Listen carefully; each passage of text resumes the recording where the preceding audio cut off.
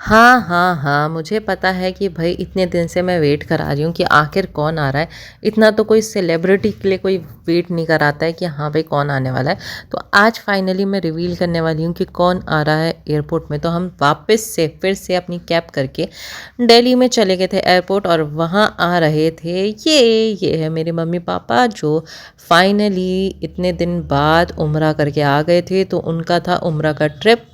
तो जिसलिए उनको हम लेने गए थे वहाँ और ये आप देख सकते हैं कि कितनी खूबसूरत मतलब क्या बोलूँ मैं ये फीलिंग ना जो उस टाइम पे थी हमारी मुझे समझ में ही नहीं आ रहा था मैं कैसे एक्सप्लेन करूँ। उसके बाद मुझे मिल गए थे रियाल जो वहाँ की करेंसी है और मैं उसे पाके बहुत ज़्यादा खुश हो गई थी मेरे पास 50 रुपये थे। वो जो डॉलर थे वो 50 थे। 25-25 का $1 था मतलब समझ समझ जाओ यहाँ के 25-25 रुपये के हिसाब से। फिर हमने खाना वाना खाया फिर चले गए हम घूमने के लिए।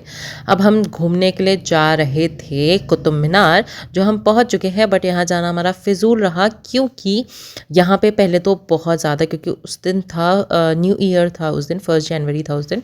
और उस दिन भाई इतनी भीड़ थी कि मैं क्या ही बताऊँ। उसके बाद हमारी मस्ती तो देखो हमने कहा भाई वहाँ कुतुब मीनार में हम लोगों को मतलब जगह नहीं मिल पाई तो हम यहाँ जामा मस्जिद चलेंगे और जामा मस्जिद में देखा तो सब भाई पूरी पूरी फैमिली आई हुई थी। सब लोग मतलब फर्स्ट ईयर नहीं 1 जनवरी मतलब न्यू ईयर सेलिब्रेशन करने के लिए आ रहे थे। तो हम लोग भी चले गए फिर हम लोगों ने खाना वाना खाया। तो यहाँ पे सबने खाना ले लिया है और हमारे लिए आया है पनीर क्योंकि मैं वेजिटेरियन हूँ। मैं और मेरी बेटी वो दोनों वेजिटेरियन है और सब नॉन वेजिटेरियन है। तो उन लोगों को लाए थे कबाब और मेरी बहन ने बनाया था मंगाया था बादाम पसंदा कबाब चिकन वगैरह ये सब चीज़ें थी। और हमारे लिए था पनीर। ठीक है पनीर और एक दाल थी दाल मखनी थी शायद हाँ पनीर और दाल मखनी थी जो हम दोनों खा रहे थे। तो हम लोग यहाँ पे खाना खा रहे हैं सबके साथ मिलके। उसके बाद हमने कहा चलो मम्मी लोग सऊदी से आए हैं तो वहाँ के हबीबी से हम भी मिल लेते। तो यहाँ पे मैं और मेरी बेटी जो है वो यहाँ पे एक हबीबी डांस हो रहा था हबीबी कुछ ऐसी कुछ था।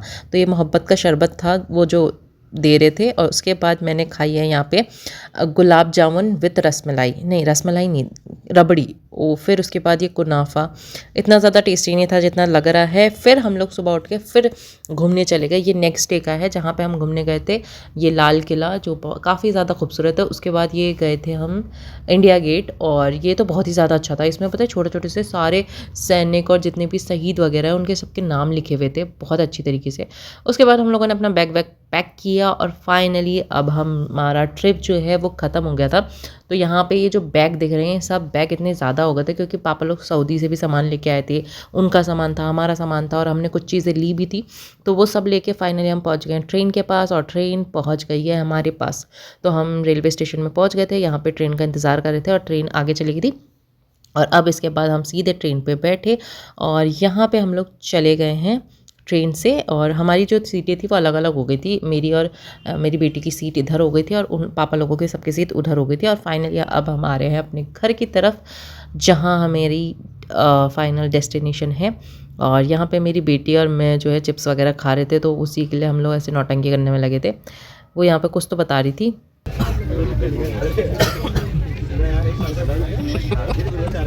आती है ना एक डांट मेरा जिसने भी छोड़ा है उसका गला काट दूंगी।